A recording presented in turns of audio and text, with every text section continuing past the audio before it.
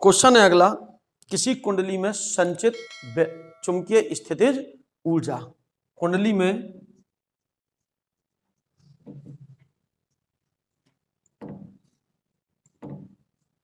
संचित चुंबकीय स्थितिज ऊर्जा ये क्या होती? किसी कुंडली में संतृप्त धारा प्रवाहित करने के लिए, संतृप्त वर्ड प्रयोग क्यों किया? जब किसी कुंडली में धारा प्रवाहित करते हैं, प्रारंभ में जीरो होती है, फिर जीरो से धारा का मान धीरे धीरे क्या होता है, बढ़ता है, और एक निश्चित मान के पश्चात धारा का मान बढ़ना बंद हो जाता है। तो उस धारा को प्रवाहित करने में जो कार्य किया जाता है वह कुंडली में चुंबकीय स्थितिज ऊर्जा के रूप में संचित हो जाता है। पीछे हमने वैद्युत द्विध्रुव की स्थितिज ऊर्जा पढ़ी थी, उसमें हमने क्या लिखा था कि वैद्युत द्विध्रुव बनाने में किया गया कार्य, दो आवेशों को पास में लाकर अल्प दूरी पर रखने में किया। सीधी सी बात, स्थितिज ऊर्जा होगी तो उसमें जो परिवर्तन करना हो उसमें किया गया क्या होगा, कार्य होगा। तो कुंडली में संचित चुंबकीय स्थितिज ऊर्जा, किसी कुंडली में हम क्या करना चाहते हैं, संचित कलेक्ट चुंबकीय स्थितिज ऊर्जा निकालना, चुंबक के कारण स्थितिज ऊर्जा निकालना चाहे या स्थितिज ऊर्जा। जब किसी कुंडली में धारा प्रवाहित की जाती है तो कुंडली में धारा का मान पहले बढ़ता है, एक निश्चित मान के पश्चात धारा का मान क्या हो जाता है, स्थिर हो जाता है। इस समय इस धारा को प्रवाहित करने में जो कार्य किया जाता है वो उसमें ऊर्जा के रूप में क्या हो जाता है, संचित हो जाता है। संचित ऊर्जा को ही कुंडली में संचित चुंबकीय स्थितिज ऊर्जा या कुंडली की स्थितिज ऊर्जा कहते हैं। चलिए हम करते हैं इसको। कोई कुंडली है, हम इसमें धारा प्रवाहित कर रहे हैं, जब धारा प्रवाहित कर रहे हैं तो उस कुंडली में कार्य होगा। किसी कुंडली में धारा प्रवाहित करने पर उत्पन्न प्रेरित विद्युत वाहक बल E है। कुंडली में धारा प्रवाहित करने पर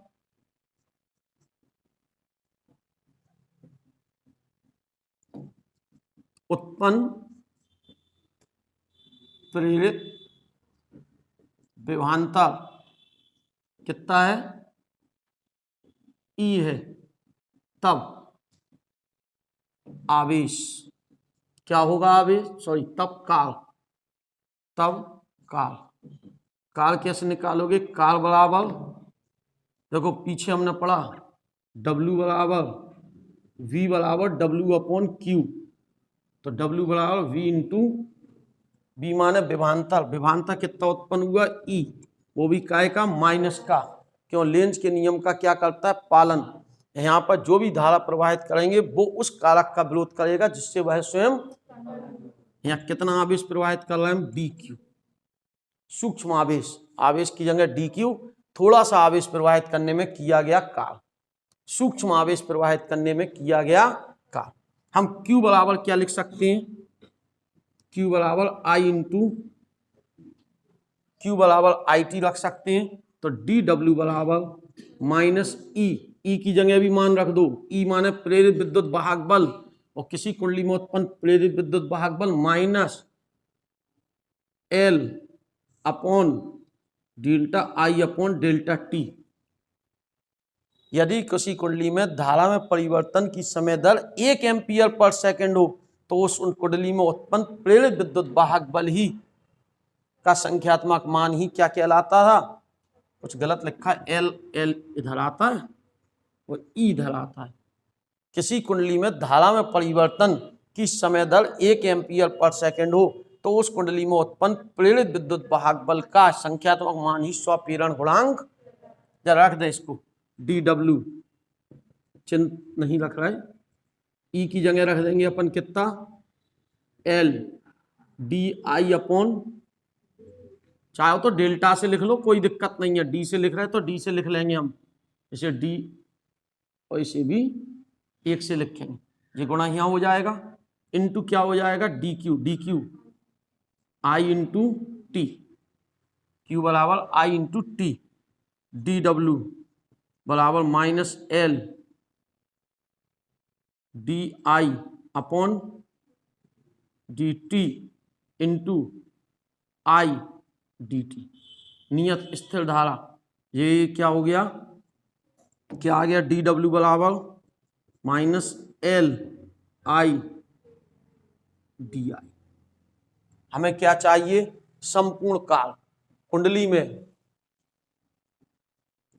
में 0 से I0 धारा प्रवाहित करने में काल चाहिए। कैसे निकालोगे, समाकलन करो 0 से, अरे ये तो हमने एक औसत धारा ले ली, अब हमने कहा हम 0 से I0 तो कितना काल होगा उसे निकालें। चलो इसका मान,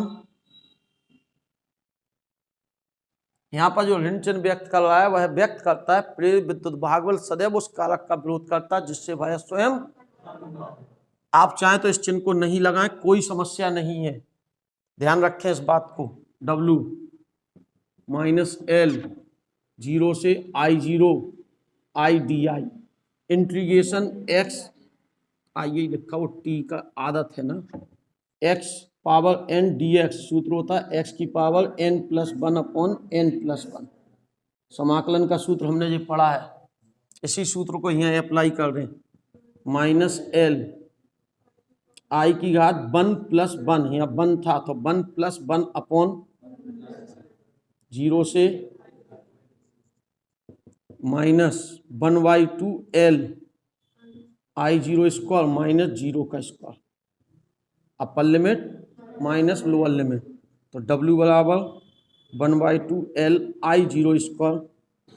यही स्थितिज ऊर्जा कहलाएगी, यही काल कौन सी ऊर्जा कहलाएगी, चिन्ह लगाना चाहो लगाओ, चिन्ह व्यक्त करता है प्रेरित धारा या प्रेरित विद्युत वाहक बल सदैव उस कारक का विरोध करता है जिससे वह स्वयं, सवाल करेंगे जब हम, तो हम जो काल होगा वो सीधा 1/2 एल I0 स्क्वायर से निकालें। सवाल में कहेगा किसी कुंडली में 4 एम्पियर की संतृप्त धारा स्थायी धारा प्रवाहित होती है, जब स्थायी धारा तो I0 का मान 4 एम्पियर, कुंडली का स्वप्रेरण गुणांक 3 मिली हेनरी है, तो 3 मिली होगा 10⁻³ सो एल का मान कितना काल होगा या कितनी ऊर्जा संचित होगी, सीधा इस सूत्र से निकल आएगी, चिन्ह लगाने की जरूरत नहीं है, यह ऊर्जा उसमें संचित है इसलिए ये माइनस का है। ये माइनस क्यों है, क्योंकि उसमें ऊर्जा क्या है, संचित। जब हम अनंत से पिंड लाते थे तो गुरुत्वीय स्थिति ऊर्जा भी माइनस की आती थी, क्यों, उसमें ऊर्जा क्या हो गई, संचित। जो ऊर्जा संचित हो जाती है वो ऋणात्मक, जो ऊर्जा मुक्त हो जाती है वह धनात्मक। तो यहाँ पे यह ऊर्जा क्या है, संचित है, या हम ऐसे कह लें कि वह ऋण चिन्ह लेंज के नियम की पुष्टि करता है। पूरी बात हम एक बार फिर से रिपीट करें, हमने सिंपल सी बात कही, एक कुंडली है, उसमें धारा प्रवाहित करने में किया गया काल जो होगा, स्थायी धारा प्रवाहित करने में किया गया काल उसमें स्थिति ऊर्जा के रूप में संचित हो जाए। काल निकालना है, पहले हमने कहा इसमें धारा प्रवाहित की कोई, और धारा प्रवाहित करने पर प्रेरित विभवांतर कितना है, E, तब dW बराबर I dQ, dQ Q बराबर I × T, L बराबर -E/dI/dt, पीछे पड़ा स्वप्रेरण गुणांक में दोनों मान रख दो, dt से dt कट गया, ये मान आ गया। हमें 0 से I0 तक धारा देनी, तो कितना काल होगा, समाकलन कर दो, सूक्ष्म भाग का काल पता है, बड़े भाग का काल हम निकाल सकते, तो बस बाकी सॉल्व करो। यहाँ हम ऐसा कह सकते थे कि कुंडली में DI धारा प्रवाहित करने पर विभवांतर E है, तो हम इसे सीधे भी लिख सकते थे, ठीक है ना, DI धारा के लिए I बाहर ले लेते, dt, कोई दिक्कत नहीं है उसमें, सीधा पर्याप्त है। Q बराबर IT जाना, सो यहाँ IT रख दो, I स्थायी धारा करनी है तो स्थायी हो गई, ये समय हो गया, ये कट जाएगा, समाकलन कर दो, समाकलन का सूत्र लगाओ, आपको ऊर्जा का सूत्र पता चल जाए। बहुत अच्छा टॉपिक है, आराम से इसे तैयार कर लो, क्योंकि इतना कठिन नहीं है कि आपको दिक्कत हो।